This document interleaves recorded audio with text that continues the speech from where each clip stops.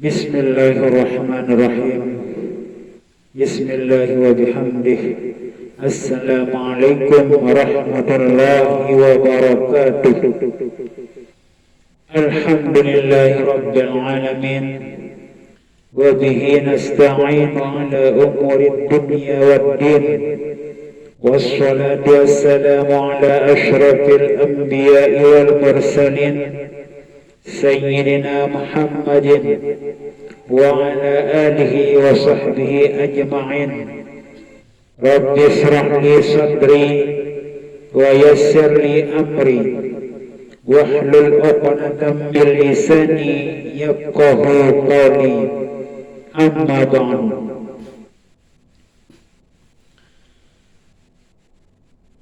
Kita lanjutkan acara diskusi kita tentang membahas kitab Al-Fawaqihun Nahwiyah. Kita sudah masuk pada latihan pertama di pasal kedua. Jadi pada pasal kedua ini kita masuk pada latihan pertama. Di sini ada kata perintah untuk menyelesaikan sesuatu pekerjaan atau latihan. Tentunya kita harus lebih berhati-hati, lebih teliti dalam memahami perintah yang diberikan agar kita itu tidak sampai salah di dalam menyelesaikan latihan pertama ini pada pasal yang kedua. Jadi kalau sudah masuk pada latihan di pasal kedua, biasanya para siswa itu agak merasa kesulitan, sebab kalau di pasal kedua ini kita menggunakan kosakata atau kata-kata dari bahasa Arab, sementara kita di luar Arab atau orang ajam itu harus banyak-banyak menghafal kosakata. Jadi harus kita banyak-banyak menghafal kosakata bahasa Arab, kemudian kita cari artinya di kamus bahasa Arab Indonesia. Itu tempat kekurangan kita sebagai orang ajam. Lain halnya dengan orang Arab atau siswa-siswa orang Arab, siswa-siswa Arab. Karena anak-anak orang Arab itu dari sejak masih baru belajar berbicara itu sudah diajar dengan menggunakan bahasa Arab. Kalau kita di luar Arab atau orang ajam, bahasa kitabnya kita ini orang ajam, orang Indonesia, orang Malaysia, pokoknya di luar Arab itu namanya orang ajam. Jadi kita harus banyak-banyak membaca kata-kata bahasa Arab, kata-kata Arab, kemudian kita cari artinya di dalam kamus bahasa Arab Indonesia. Jadi ada kamus Arab Indonesia, tulisannya ada di sana bahasa Arabnya, kemudian diartikan dalam bahasa Indonesia. Jadi kita harus banyak membaca atau menghafal kosakata Arab. Kalau tidak demikian, tentunya kita itu akan kesulitan. Itu biasanya para siswa sudah sekian lama kita menguji, ternyata harus dalam latihan pertama itu harus kita banyak-banyak mengulang. Jadi harus kita banyak-banyak mengulang seperti latihan pertama ini. Tentunya harus dengan menggunakan kata yang lain. Tidak kita ulang kata itu, tapi harus menggunakan kata bahasa Arab atau kata Arab, kosakata Arab yang lain. Jadi sampai kira-kira 90% dari jumlah siswa kita yang ada di dalam kelas itu bisa bernilai baik, baru kita lanjutkan dengan latihan-latihan yang lain. Jadi ini biasanya dalam satu kelas itu hanya beberapa orang yang bisa mendapat nilai baik. Ya, karena ada kesulitannya, banyak kesulitannya. Kita di luar Arab itu tidak diajarkan dari kecil, dari baru lahir menggunakan bahasa Arab.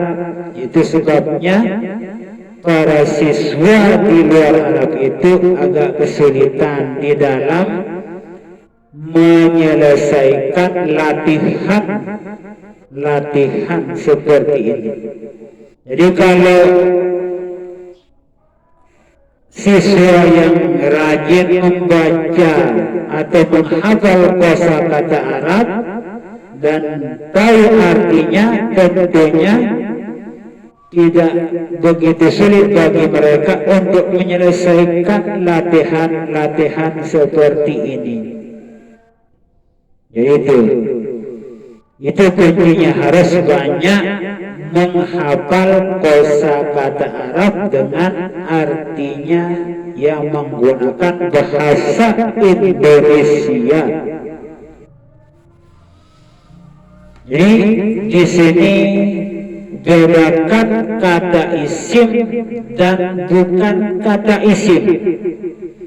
Artinya kita diperintahkan untuk mencari mana kata isim dan kata bukan isim. Jadi bukan kata isim.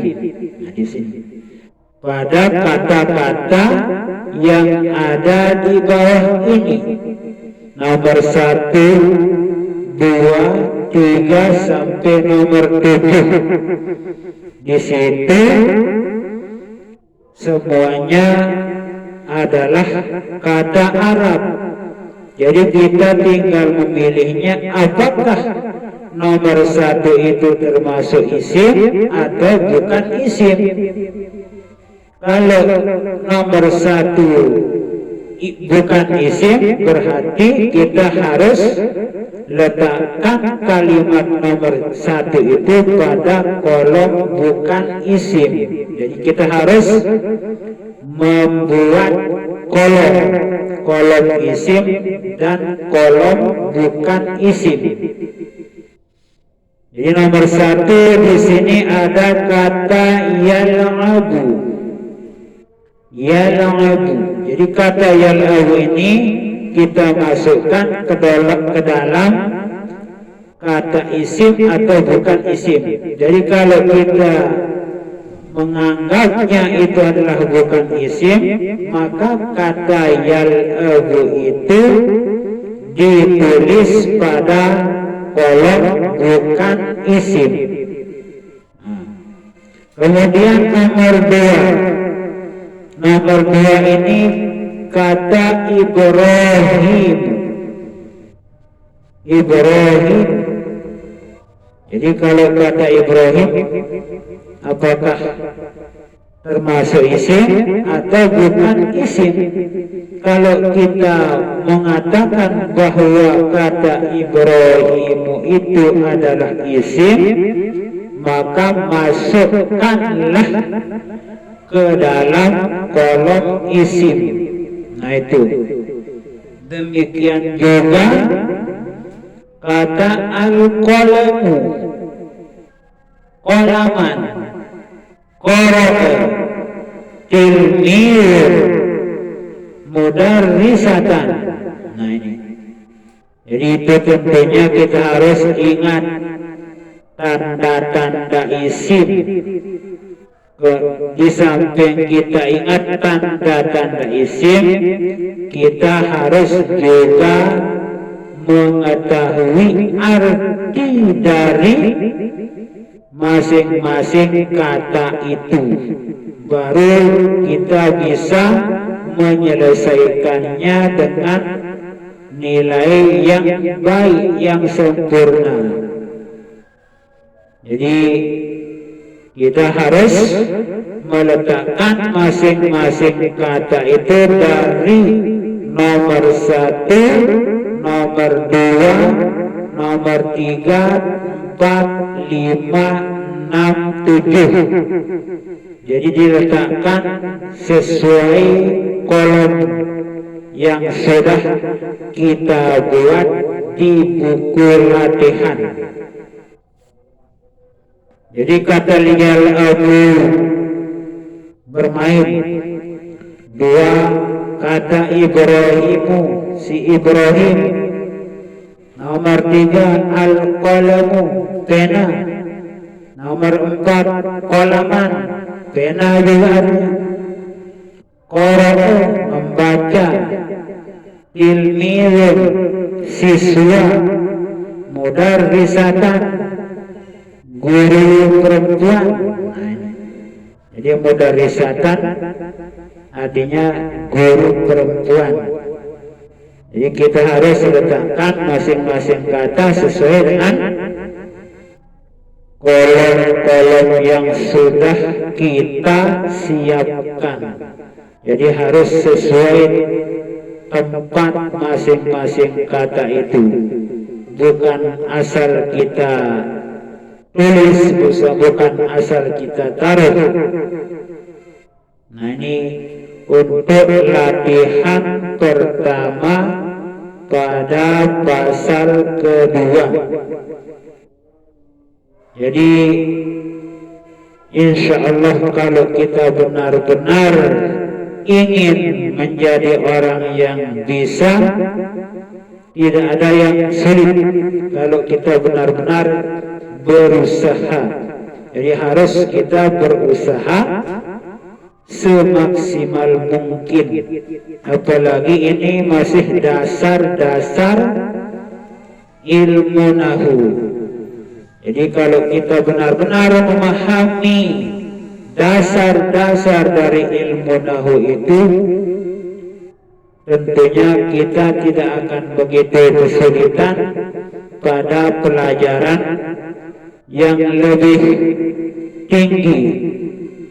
Nah ini, jadi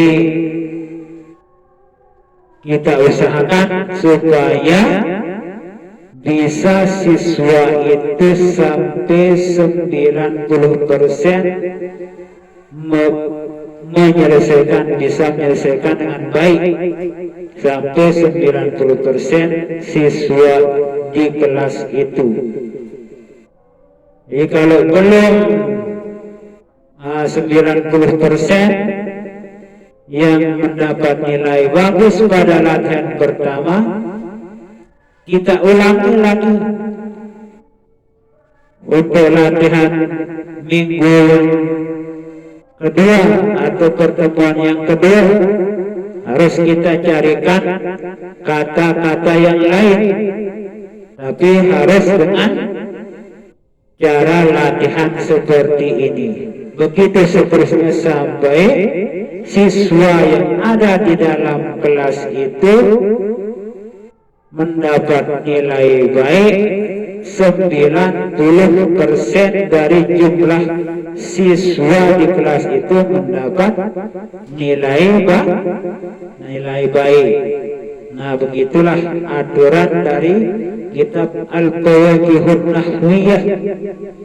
Nah, nanti kalau sudah 90% yang bernilai baik di dalam kelas itu, kalau kita mau membuatkan latihan kedua, ketiga, keempat, dan seterusnya seperti latihan-latihan yang ada di dalam kitab Nahwul Wadih, bisa juga kita gunakan seperti itu. Cuma kalau di kitab Al-Qawaqihun Nahwiyah ini hanya satu macam bentuk latihan. Nah, ini. Jadi hanya satu macam bentuk latihan. Jadi membedakan kata isim dan bukan isim. Nah, itu. Nah, demikian pertemuan kita kali ini. Mudah-mudahan apa yang telah saya sampaikan pada kesempatan kali ini bisa dipahami dengan baik, bisa bermanfaat bagi diri kita, masyarakat kita, para siswa kita, dan semoga kita semua mendapatkan ilmu yang barokah, ilmu yang barokah, ilmu yang barokah, ilmu yang bermanfaat di dunia wal akhirah. Wallahu a'lamu bis-shawab, wallahu al-muwaffiq wal hadi ila sabilir rasyad. Wassalamu alaikum warahmatullahi wabarakatuh.